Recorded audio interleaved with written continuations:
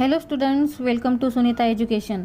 आज हम पढ़ेंगे English medium class 8 subject SS chapter 1 arrival of Europeans in India का part 3।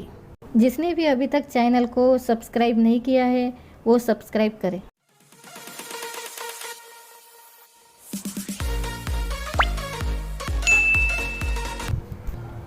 End of Portuguese rule.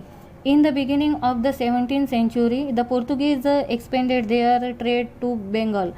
At this time, the Mughal Emperor Shah Jahan ruled India from Delhi. The Subedar of Bengal complained to Shah Jahan about the behavior of the Portuguese. पोर्तुगाली शासन का अंत। 17वीं शताब्दी की शुरुआत में पोर्तुगालियों का व्यापार बंगाल की तरफ बढ़ने लगा। इस समय मुगल बादशाह शाहजहां दिल्ली की गद्दी पर था। बंगाल में उसके अधिकारियों ने पोर्तुगालियों के दुर्व्यवहारों की शिकायत शाहजहां से की। Thus the fort of Hooghly was demolished and the ships were burnt as per the order of the emperor. In this way, the Portuguese rule came to end with the exception of the territories of Diu, Daman and Goa. परिणाम स्वरूप शाहजहां के आदेश से पोर्तुगालियों की हुगली की कोठी को तोड़ दिया गया और उनके जहाजी बेड़ों को जला दिया गया। इस तरह से पोर्तुगाली शासन का अंत हुआ और पोर्तुगालियों का शासन केवल दीव, दमन और गोवा तक सीमित हो गया। The Dutch after 100 years of the arrival of the Portuguese at the end of the 16th century, the Dutch of Holland, now the Netherlands, came to India for trading. Initially, they established forts at Pulicat and Madras, now Chennai. They also established a trading center at Agra in the year 1663. Meanwhile, the British also arrived in India. The Dutch could not withstand the competition against the British.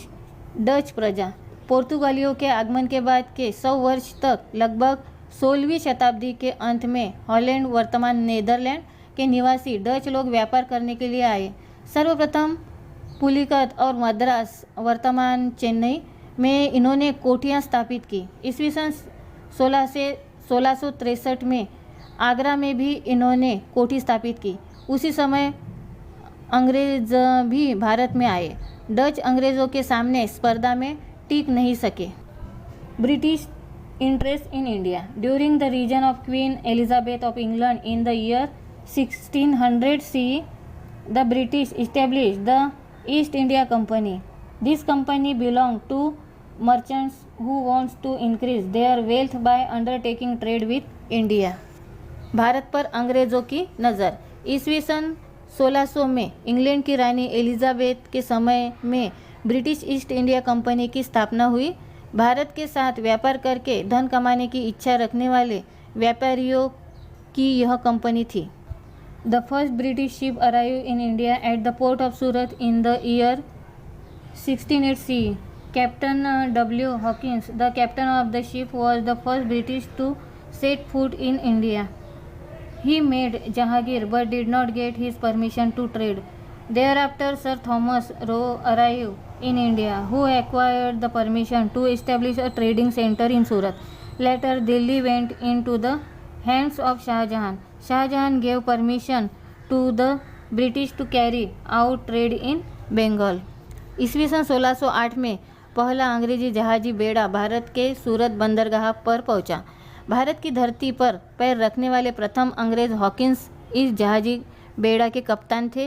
वह जहांगीर से मिला परंतु अनुमति प्राप्त नहीं हुई। उसके बाद आने वाले सर थॉमस रो ने जहांगीर से मिल सूरत में व्यापार करने की अनुमति प्राप्त कर ली। उसके बाद दिल्ली की गद्दी पर शाहजहां बैठा। शाहजहां ने अंग्रेज़ों को बंगाल में व्यापार करने की अनुमति प्रदान की। इस चैप्टर का पार्ट 3 यही खत्म होता है। Thank you.